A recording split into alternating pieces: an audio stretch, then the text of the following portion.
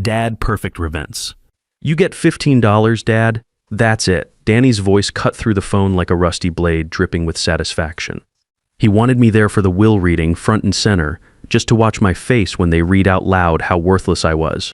What he didn't know was that his mother, even in death, had one last move to play. My name is Roger Martinez. I'm 50 years old, and for the past 5 years, the sound of my woodworker's plane has been my only companion. Here in my small workshop in Austin, Texas, I wasn't a failed architect anymore. I wasn't a discarded husband. I was just a carpenter who built honest things from broken pieces. The workshop smelled of sawdust and linseed oil, the only cologne I wore these days. Sunlight streamed through the single window, illuminating the dust motes dancing in the air like tiny galaxies. My current project, a rocking chair made from Texas walnut, sat half-finished on the bench. The wood grain was beautiful. Honest? It didn't lie or deceive. It simply was, with all its knots and imperfections. I was working on shaping the armrest when my old flip phone started buzzing on the cluttered workbench. The sound was harsh against the workshop's peaceful silence. The caller ID showed 2 words I hadn't seen in 20 years, Danny Morrison, my son. 20 years without a single call that wasn't a demand or an insult. 20 years of silence I'd assumed would last until one of us was in the ground. Roger, he said when I picked up. He never called me Dad anymore. Just Roger, like I was some distant acquaintance he barely tolerated. Victoria's gone. Stroked last week, it was fast. Victoria, my ex-wife. The words hit me like a physical blow, but they didn't seem to fit. She'd always been a force of nature, a hurricane of ambition and creativity. Brilliant, beautiful, and utterly destructive when she set her mind to something. To think of her as just gone felt fundamentally wrong, like someone had told me the sun had burned out. The funeral? I started to ask, my throat suddenly dry. It's over. You weren't on the list. He cut me off with casual cruelty.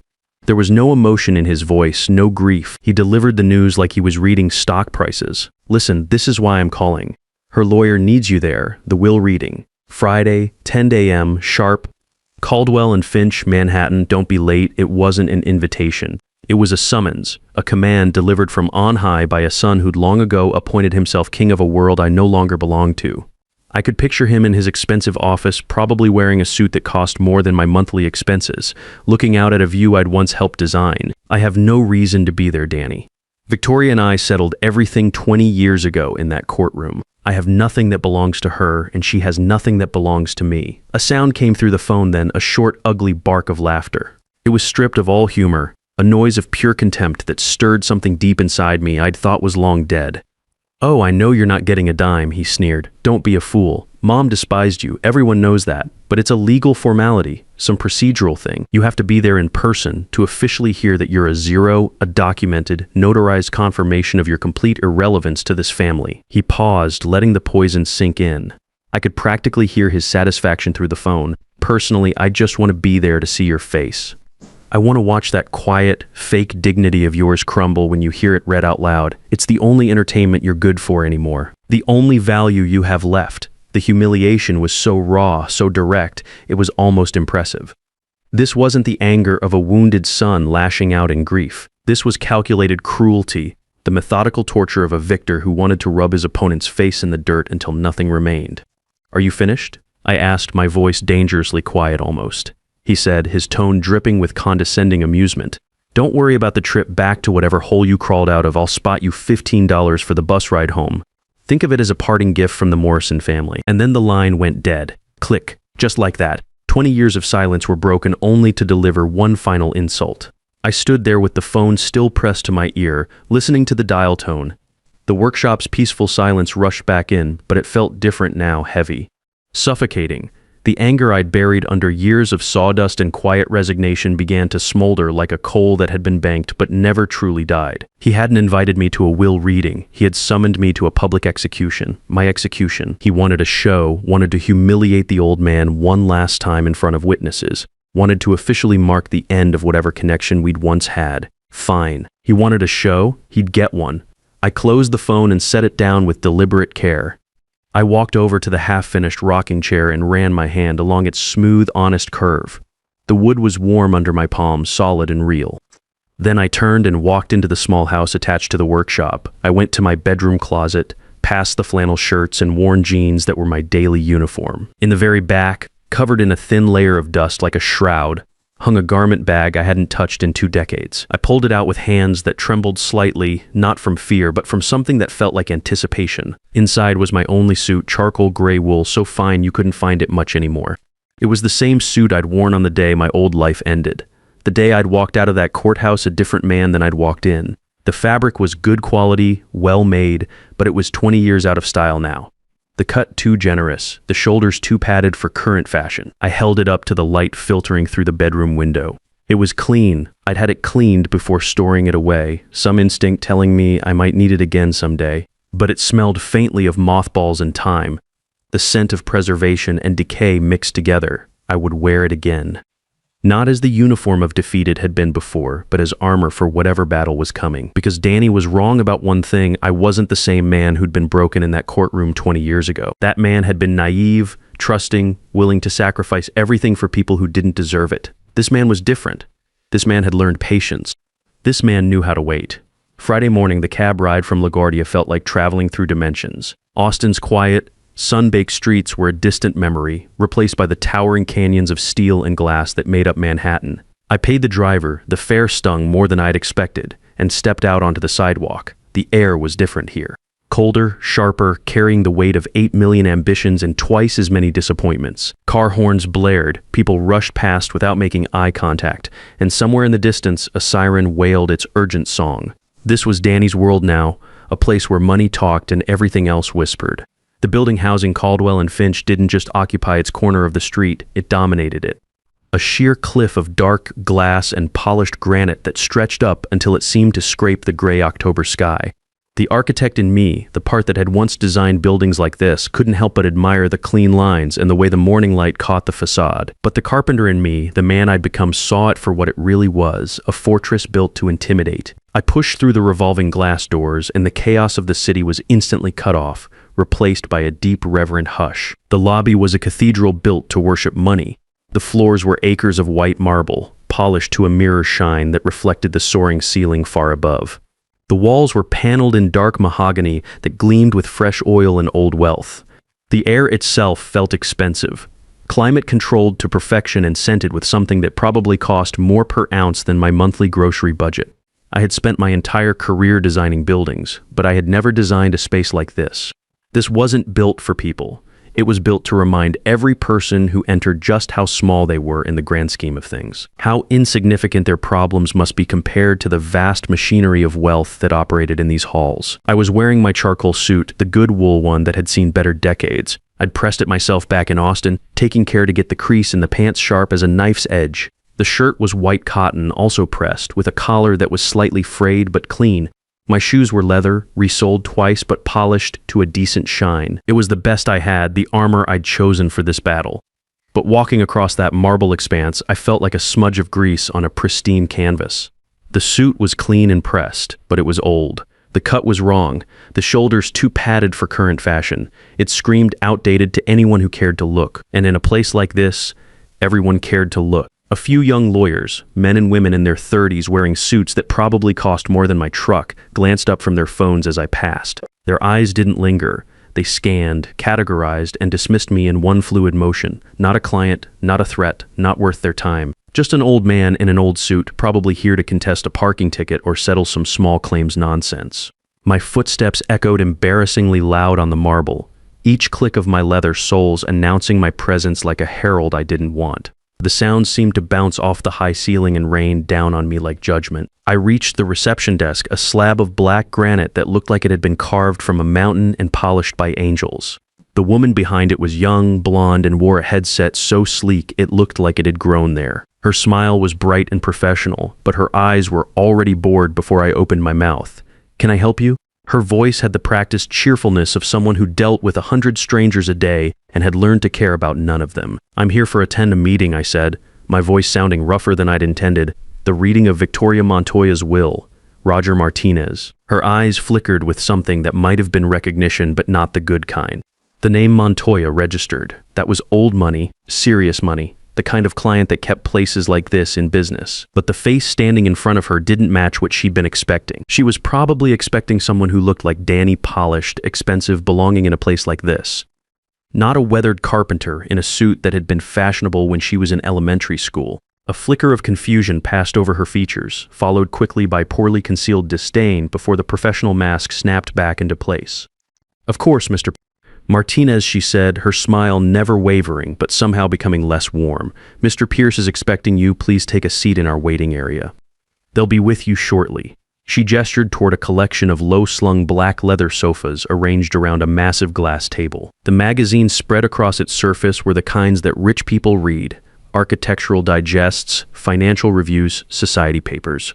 Things I'd once subscribed to, back when I lived in a world where such things mattered. I sat on the edge of one of the sofas, the leather cold and stiff under me. I clasped my hands together, my rough carpenter's hands looking foreign against the expensive fabric of my old suit.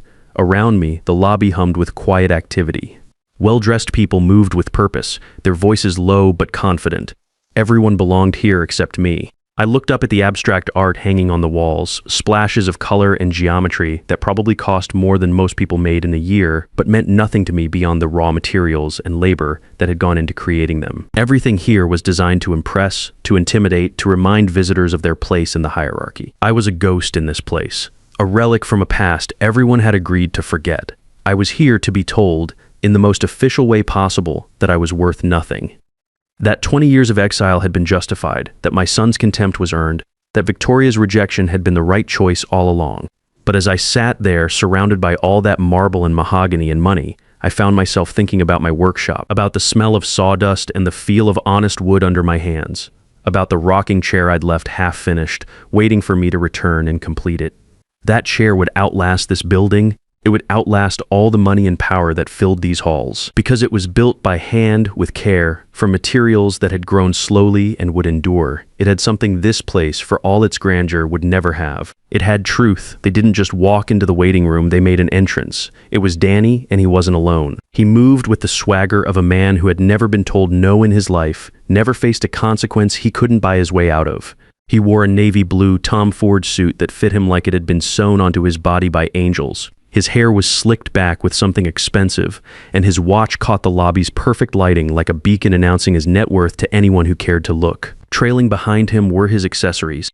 The first was a young woman, impossibly thin in that way that only comes from personal trainers and carefully managed nutrition. She was squeezed into a designer dress that probably cost more than most people's rent, and she clutched a handbag like it was a life preserver. Her name, I would learn, was Brittany. She was absorbed in her phone, her thumb flicking across the screen with the practiced efficiency of someone whose entire world existed in that small rectangle. The second was a man in his 40s with a tan that was too perfect for October, in New York, and teeth that were too white to be natural. He had the fixed, predatory smile of someone who made his living separating fools from their money. This had to be Carl, the financial advisor Danny had mentioned in conversations I'd overheard years ago when we still spoke. They weren't a family mourning a loss. They were a pack of vultures circling what they believed was their kill, barely able to contain their excitement about the feast they were about to enjoy. Danny strode to the reception desk, not even glancing in my direction. "Danny Morrison," he announced to the blonde receptionist, his voice carrying just the right amount of authority and entitlement. "Edward Pierce is expecting me." The receptionist, who had barely looked at me with anything resembling warmth, was suddenly all smiles and efficiency for Danny. Her entire posture changed, straightening like a flower turning toward the sun. "Yes, Mr. Morrison. Right away, Mr. Morrison. Please have a seat, Mr. Morrison." He turned then, intending to claim one of the leather sofas as his throne, and his eyes finally landed on me. For just a moment, surprise flickered across his features. Then it was replaced by something much worse, a slow, cruel smile that spread across his face like an oil spill. He walked over to where I sat, his expensive shoes making no sound at all on the marble floor. Money, it seemed, even bought you the privilege of moving silently through the world. His two companions followed, their curiosity piqued by whatever drama was about to unfold. "My God," he said, his voice pitched loud enough for half the lobby to hear. "You actually came." He looked me up and down with the thoroughness of a livestock appraiser, his gaze lingering on my old suit, the slightly frayed collar of my shirt, the shoes that had been resoled more than once. I could see him cataloging every sign of my diminished circumstances, every piece of evidence that supported his narrative of my failure. "I guess you really do need that $15, he said to his entourage as if I wasn't sitting right there. "Look at him. 20 years, and this is what he's become." Brittany looked up from her phone for the first time, letting out a high-pitched giggle that sounded like breaking glass. Carl's predatory smile widened as he looked me over. not as a person, but as an object of mild curiosity, something to be examined and then forgotten. This, Danny said, gesturing vaguely in my direction like I was an exhibit in a museum, is my father. He spoke the word father like it was something distasteful he'd found stuck to his shoe. It wasn't just dismissive, it was an apology. He was apologizing to his companions for my existence, for my shabby appearance, for the unfortunate biological fact that connected us. I remembered him at 10 years old, Christmas morning in our house in Connecticut. I had spent weeks in my workshop handcrafting a detailed model of a battleship. Every tiny cannon was carved by hand. Every miniature rope was coiled with care. Every detail was perfect. I had been so proud of it, so certain he would love something made especially for him with such care. He'd opened the box, looked at it for maybe 3 seconds, and then tossed it aside like garbage. It's not a brand name. He'd whined to the room as if that explained everything. I want what my friends have. Victoria had swooped in immediately with a brightly wrapped box containing the latest, most expensive video game console. She hadn't corrected him, hadn't explained the value of a gift made with love and time and skill. She had just solved the problem the easy way with money. She had been building this monster one spoiled whim at a time, and I had been too blind to see it. Now that 10-year-old boy stood before me in a $10,000 suit, still demanding brand names, still unable to see value in anything that couldn't be bought. I didn't say anything. I just looked at him, meeting his smug, arrogant gaze and holding it steady. I didn't flinch, didn't defend myself, didn't give him the reaction he was fishing for. I just sat there, a ghost in a gray suit, watching the performance he was so desperate to give. My silence seemed to unnerve him more than any angry response could have. He'd been expecting something: begging, pleading, anger, anything that would confirm his power over me and justify the show he was putting on. Instead, I gave him nothing, just steady, patient observation. His smile tightened around the edges. He turned back to his disciples, needing to regain control of the narrative. So the first thing we do, he said to Carl, his voice deliberately loud, is liquidate the real estate portfolio and move everything into more aggressive growth investments. Then we'll look at expanding the business, maybe acquire some smaller firms. He was already spending money he hadn't inherited yet, already making plans for an empire he considered his by right. Carl nodded along like a bobblehead, making appropriate sounds of agreement and admiration. The penthouse alone should net us at least $3 million, Danny continued. And that's before we factor in the art collection and the jewelry. Mom always had excellent taste in investments. He was talking about Victoria like she was a stock portfolio that had finally matured, ready to be cashed in. There was no grief in his voice, no sense of loss. Just cold calculation and barely contained greed. Then the sound cut through the lobby like a knife through silk. The heavy oak door to the inner offices had opened, and a man stood in the doorway. The entire atmosphere in the room shifted, the temperature seeming to drop 10 degrees. He was tall, probably in his early 60s, wearing an impeccable gray suit that spoke of quiet authority rather than flashy wealth. His hair was silver, perfectly styled but not fussy. His face was the kind that belonged on old coins, distinguished, impassive, impossible to read. This was Edward Pierce, senior partner of Caldwell & Finch, and his presence commanded the kind of respect that money alone could never buy. It was the respect earned through decades of handling the most sensitive, most complex, most consequential legal matters for people whose names appeared in history books. His gaze swept across the lobby, taking in the scene before him with the cool assessment of a judge. He looked at Danny and his entourage, noting but not acknowledging their expensive clothes and presumptuous attitudes. Then his eyes found me sitting quietly on the edge of the leather sofa in my old suit. For a moment, our eyes met, and I saw something flicker in his expression. It wasn't pity, and it wasn't contempt. It was something much more dangerous than either of those things. It was understanding. Pierce walked toward me with measured steps. "Mr. Martinez," he said, his voice carrying the weight of genuine respect. "Thank you for coming." It wasn't just politeness. There was something in his tone that acknowledged my right to be there, my dignity as a human being. It was a simple courtesy that I hadn't received from anyone in this building except him. Only then did he turn to Danny, Mr. Morrison. The same name structure, but the temperature had dropped 20 degrees. The subtle slight was so expertly delivered that only someone who lived in a world of status and hierarchy would catch it. But Danny caught it, and his jaw tightened. "Let's get this over with, Pierce." Danny snapped, his voice sharp with impatience and barely controlled entitlement. "I have reservations at Per Se to celebrate." Pierce's expression didn't change. He simply nodded once. "This way, gentlemen." The conference room was a monument to serious money. A massive mahogany table dominated the center, so perfectly polished it looked like a dark mirror. Floor-to-ceiling windows lined one wall, but they offered no view of the sky, just the gray face of the skyscraper across the street. It was a room designed for making decisions that affected millions of dollars and thousands of lives.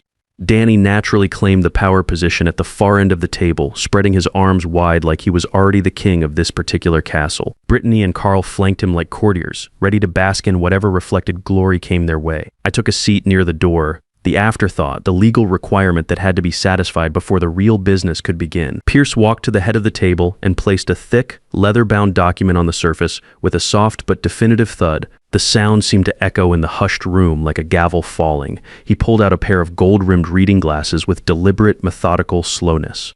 This is the last will and testament of Victoria Montoya, dated August 4th of this year. Even in death, she was making a statement.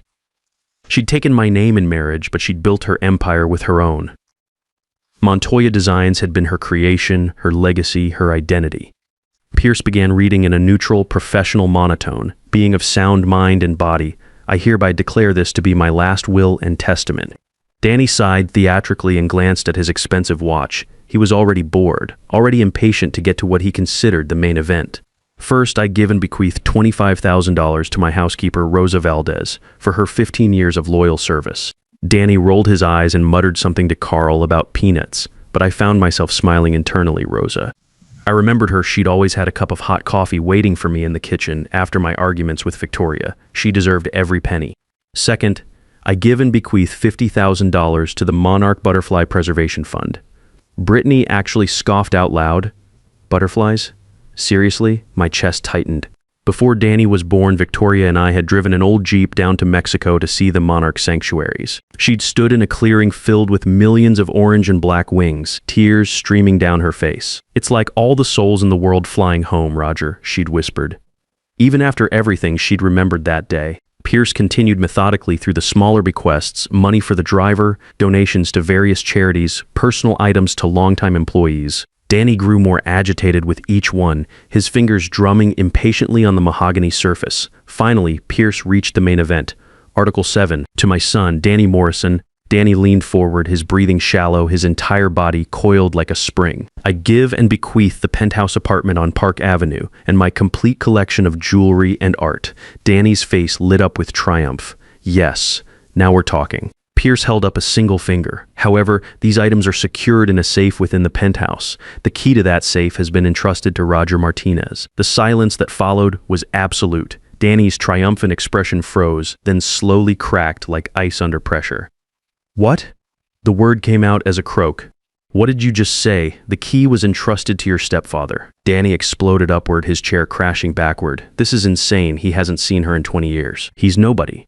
But Pierce was already reaching for a second document, a thin manila folder bound with red wax seal. That concludes the original will.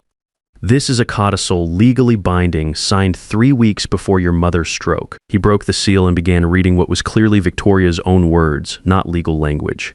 To Danny, I'm writing this because I'm finally done being a coward. For 20 years, I've let you believe a lie about your stepfather that destroyed a good man. No, Danny whispered.